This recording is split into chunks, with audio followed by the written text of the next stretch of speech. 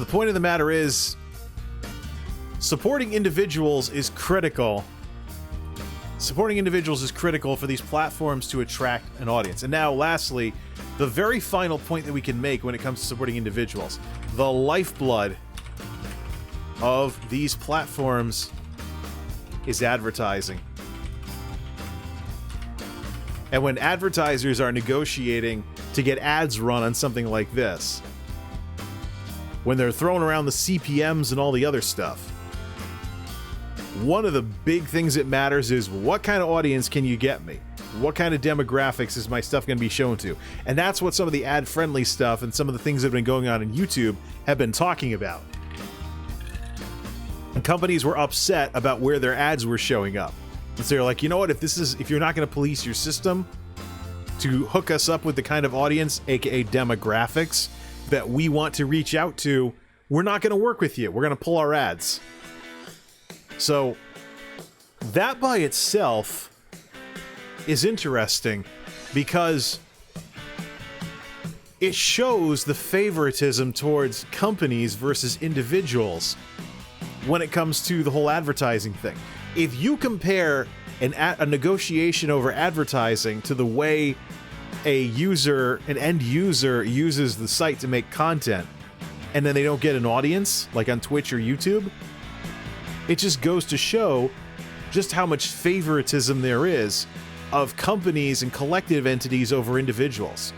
If a company is negotiating over showing ads on YouTube or Twitch, it matters, A, that they're able to get an audience, and B, that they're able to get a good audience, the demographics. Both of these are the things that creators like myself are frustrated by. You can't get an audience on YouTube, or if you have the wrong audience, you can't get another audience because the algorithms shut you down. It is mandatory in order for an advertising agreement with a company to work out for YouTube to be able to have a system that says you will get an audience and it will go to these specific demographics and will demonetize anybody who's not ad friendly.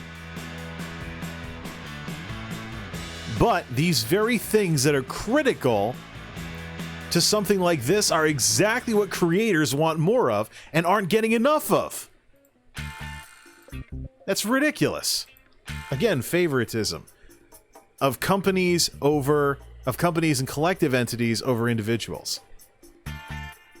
This is what we have to keep an eye on when it comes to the development of Twitch, that they don't make the same mistakes as YouTube and progress down this pattern towards becoming like Dailymotion. Demographics matter.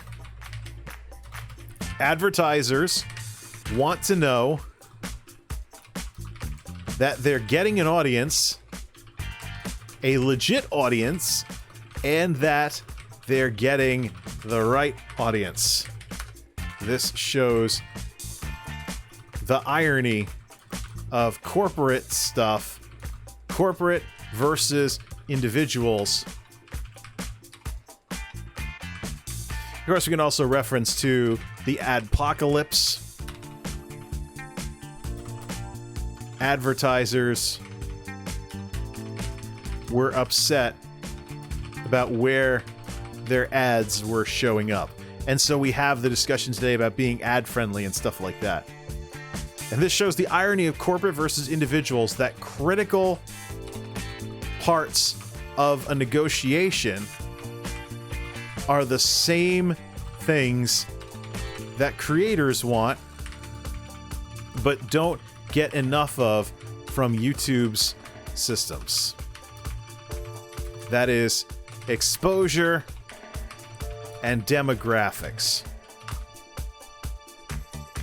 So there we go.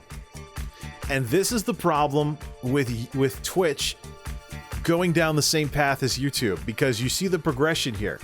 Individuals matter, favoritism, corporatism, Dailymotion, UGC is very buried by design. And yet, for the health of the site and the lifeblood known as advertising and ad revenue, the things that support not only online platforms like this, but even some traditional media like radio and television, for all of this, it is critical that individuals feel like they can amount to something on here. Because if there is nothing special about YouTube and Twitch, the market will decide ultimately that YouTube and Twitch are not worth existing. Because if individuals stop mattering, YouTube becomes a crappier version of Netflix, a rebroadcasting site, or an independent content delivery network like Pluto, Peacock, Disney Plus, ESPN, what have you.